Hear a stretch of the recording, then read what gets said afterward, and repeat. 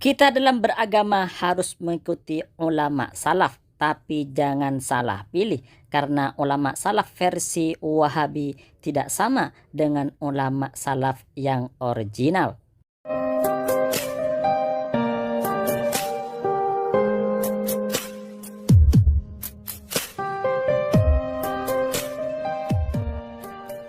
Assalamualaikum warahmatullahi wabarakatuh. Kali ini kita akan membahas kewajiban bermanhaj salaf.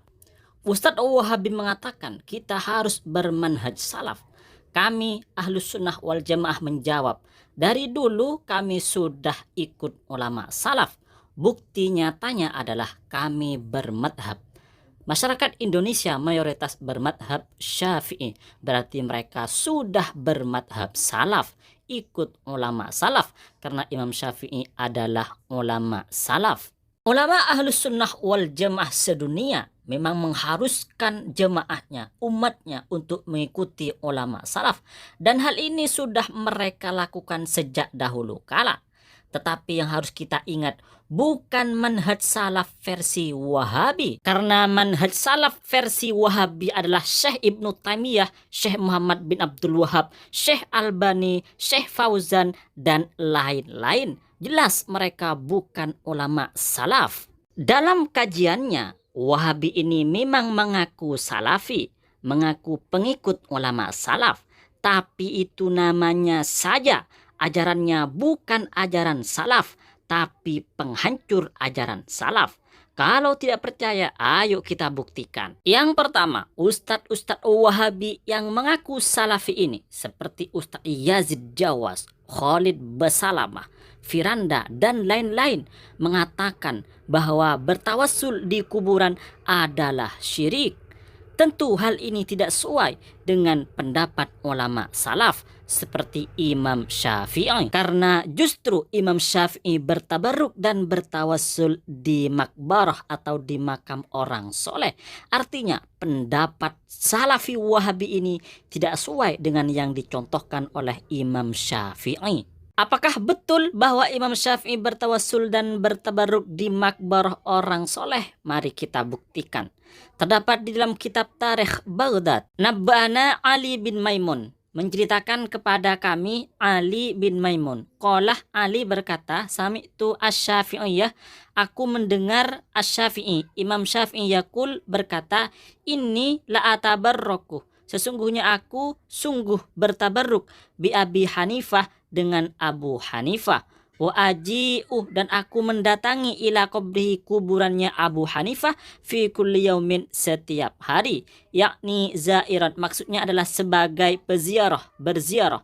Fa idza aradat li hajatun, jika datang kepadaku sebuah kebutuhan, sholaitu rakaataini, maka aku salat 2 rakaat, wajitu ila qabrihi, dan aku datang ke kuburannya Abu Hanifah. Wa sa'altullah ta'ala, dan aku meminta kepada Allah ta'ala al-hajatah, pada kebutuhan saya itu, indahu, di samping kuburan Abu Hanifah. Fama tab'udu anni hatta tugdo, maka tidak lama setelah itu hajatku atau kebutuhanku telah terkabulkan. Dalam penjelasan ini, Imam Syafi'i bercerita bahwa beliau ketika memiliki hajat kebutuhan, maka berdoa di makam Abu Hanifah. Maka tidak lama dari itu hajat beliau dikabulkan oleh Allah Subhanahu wa Ta'ala. Inilah Imam Syafi'i, ulama salaf, bertawassul dan bertabarruk di makam orang soleh, sedangkan Wahabi mensyirikkan, mengkafirkan orang yang bertawassul di makam orang soleh.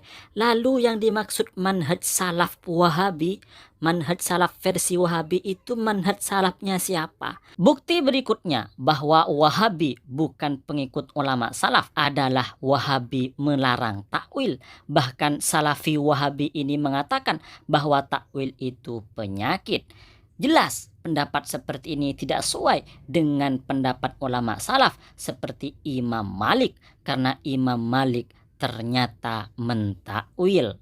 Penjelasan bahwa Imam Malik mentakwil adalah terdapat dalam kitab Syarah Az-Zarqani, kitab yang menjelaskan kitab Al-Muwatta karya Imam Malik.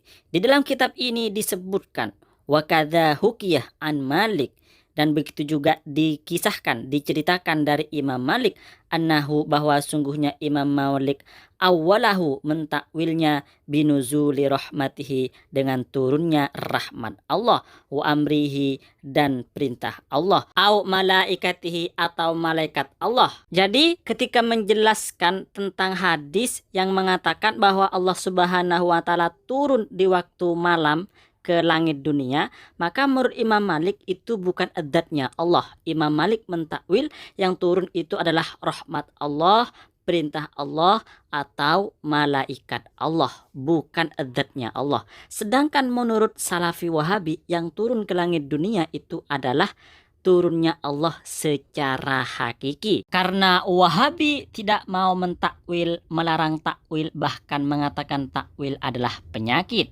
Tentu pendapat Wahabi ini bertentangan dengan Imam Malik. Imam Malik adalah ulama salaf. Dengan demikian Wahabi tidak ikut salaf, bukan pengikut salaf, bahkan menentang ulama salaf, menghancurkan pendapat ulama salaf. Selanjutnya, bukti bahwa Wahabi bukan pengikut salaf adalah ulama Wahabi, Ustadz Wahabi mengatakan semua bid'ah adalah sesat. Tentu perkataan seperti ini tidak sesuai dengan pendapat Imam Syafi'i. Karena menurut Imam Syafi'i bid'ah ada dua. Ada bid'ah yang mahmudah dan ada bid'ah yang madmumah. Dalam kitab Hilyatul Awliya dijelaskan tentang pendapat Imam Syafi'i tersebut. Imam Syafi'i berkata, al-bid'atu bid'atani, bid'ah ada dua, bid'atun mahmudah, bid'ah yang terpuji, wa bid'atun madmumah, dan bid'ah yang tercela. Fama wafaqus sunnatah, maka apapun yang mencocoki sunnah, fahuwa mahmudun, maka terpuji, wa ma khalafas sunnah, dan apapun yang menyalahi sunnah, fahuwa madmumun, maka tercela. Kita ambil contoh, misalnya merayakan maulid Nabi dengan cara bersedekah atau berzikir dan berselawat, maka ini adalah hal baru. Tetapi kita lihat mencocoki sunnah atau menyalahi sunnah. Ternyata mencocoki sunnah karena berzikir, berselawat, bersedekah itu adalah dianjurkan menurut sunnah Rasulullah Sallallahu Alaihi Wasallam. Sehingga maulid Nabi dengan cara bersedekah, dengan cara berzikir, dengan cara berselawat adalah bid'ah mahmudah atau bid'ah yang baik. Ditambah lagi ada tuntunan dari Rasulullah Sallallahu Alaihi Wasallam bahwa beliau merayakan hari kelahiran beliau dengan berpuasa pada hari Senin. Kita ambil contoh lagi, misalnya merayakan maulid Nabi tetapi dengan cara mengadu ayam. Maka ini adalah hal baru. Kita lihat di dalam sunnah Nabi, apakah mengadu ayam itu mencocoki sunnah atau tidak. Ternyata mengadu ayam adalah hal yang dilarang oleh Rasulullah. Berarti merayakan maulid Nabi dengan cara mengadu ayam itu bid'ah madmumah atau bid'ah sayyi'ah, bid'ah yang dilarang. Itulah pendapat Imam Syafi'i tentang bid'ah. Beda sekali dengan Wahabi yang mengatakan bahwa semua bid'ah adalah sesat. Berarti Wahabi tidak mengikuti pendapat ulama salaf, tidak mengikuti manhaj ulama salaf. Bukti yang keempat bahwa Salafi Wahabi bukan pengikut salaf adalah Wahabi mengatakan Allah Subhanahu wa Ta'ala ada di atas langit secara hakiki. Pendapat Wahabi ini bertentangan dengan pendapat ulama salaf. Misalnya bertentangan dengan pendapat Imam Abu Hanifah dan Imam At-Tahawi yang biasanya disebut dengan akidah At-Tahawiyah, yang mana para ulama dari timur sampai ke barat mengakui dan menerima akidah At-Tahawiyah. Imam Abu Hanifah, salah satu ulama salaf, mengatakan bahwa keberadaan Allah Subhanahu wa Ta'ala tanpa arah. Beliau mengatakan dalam kitab Al-Wasiyah, waliqa'ullahi ta'ala, dan bertemu dengan Allah li ahlil jannati, bagi ahli surga, bila kaifin, dengan tanpa kaifin, wala tasbihin, dan dengan tanpa menyerupakan, wala jihatin, dan dengan tanpa arah, hakun, adalah kebenaran.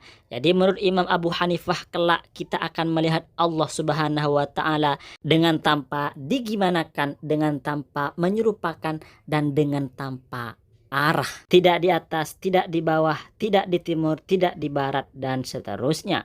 Selanjutnya adalah Imam At-Tahawi. Imam At-Tahawi juga berpendapat bahwa Allah Subhanahu wa taala, keberadaan Allah tidak bertempat. Beliau mengatakan dalam kitabnya Al-Aqidah At-Tahawiyah, wa ta'ala dan maha suci Allah Subhanahu wa taala anil hududi dari batas-batas, wal ghayati dan akhir-akhir, wal arkani dan bagian-bagian atau rukun-rukun, wal a'dha'i dan anggota-anggota tubuh, wal adawati dan alat-alat. La tahwihi tidak meliputi Allah atau tidak membatasi Allah, al-jihatu as-sittu arah yang 6, atas, bawah, timur, barat, dan seterusnya. Artinya keberadaan Allah itu tidak memiliki arah. Beda dengan Salafi Wahabi yang mengatakan Allah berada di atas langit, berada di atas arsy secara hakiki. Jelas pendapat ini bertentangan dengan ulama salaf. Berarti Salafi Wahabi bukan pengikut ulama salaf. Bukti selanjutnya bahwa Wahabi bukan pengikut ulama salaf adalah mereka Wahabi tidak segan-segan mentahdir dan menuduh bid'ah ulama sekelas Imam Ibnu Hajar Al-Asqalani dan Imam An-Nawawi. Menurut ulama Wahabi Saudi seperti Al-Utsaimin, Imam Ibnu Hajar Al-Asqalani dan Imam An-Nawawi adalah ahli bid'ah di dalam masalah sifat-sifat Allah. Karena Imam Nawawi dan Imam Ibnu Hajar Al-Asqalani berpendapat tentang sifat-sifat Allah seperti pendapat-pendapat ulama Asy'ariyah Maturidiyah. Misalnya Imam Nawawi berpendapat jika ada ayat atau hadis yang menjelaskan tentang sifat-sifat Allah, tapi jika diartikan secara zahir menyebabkan kita menyerupakan Allah dengan makhluk, maka harus ditakwil. Jadi menurut Wahabi, ulama Wahabi, Imam Ibnu Hajar Al-Asqalani ini alim di dalam masalah wudhu, masalah sholat, tapi ahli bid'ah, tidak alim, salah, batil di dalam masalah ketuhanan. Jadi anehlah Wahabi ini. Lebih aneh lagi, lebih konyol lagi, ada ustadz yang bernama Firanda mengatakan pendapat Imam Ibnu Hajar Al-Asqalani dan Imam An-Nawawi ini sebagai kekonyolan. Karena Imam Ibnu Hajar Al-Asqalani dan Imam An-Nawawi mengatakan bahwa arah atas itu adalah kiblatnya doa. Maka ketika kita berdoa menghadap ke atas. Nah, pendapat ini menurut Firanda itu adalah sebuah kekonyolan. Lah ini yang konyol itu ya sebenarnya Firanda. Maka kesimpulannya ketika ada ustadz-ustadz Wahabi seperti Firanda, seperti Yazid Jawas dan lain sebagainya mengatakan dan mengajak kita untuk bermanhaj salaf, kita jawab kita dari dulu sudah bermanhaj salaf. Dan sampai sekarang alhamdulillah kita istiqomah dalam mengikuti ulama salaf, kita bermadhab. Namun yang perlu kita pertanyakan kepada Wahabi, Wahabi mengaku bermanhaj salaf, tetapi manhaj salaf yang mana? Kok berbeda dengan pendapat ulama-ulama salaf? Maka dari sini kita bisa paham bahwa yang dimaksud manhaj salaf versi Wahabi itu adalah manhaj Wahabi. Manhajnya Syekh Muhammad bin Abdul Wahab, bukan manhajnya ulama salaf, Imam Syafi'i, Imam Abu Hanifah, Imam Ahmad, dan seterusnya. Maka dalam beragama kita memang harus mengikuti ulama salaf, tapi jangan salah pilih karena ulama salaf versi Wahabi itu berbeda dengan ulama salaf yang original. Jangan sampai kita memilih tai kucing yang dibungkus dan diberi label dengan kata halal. Akhiran, mudah-mudahan Allah Subhanahu wa taala selalu memberi tunjuk kepada kita untuk berada di jalan kebenaran. Saya admin Najat Ngaji mengucapkan terima kasih banyak atas supportnya. Wassalamualaikum warahmatullahi wabarakatuh.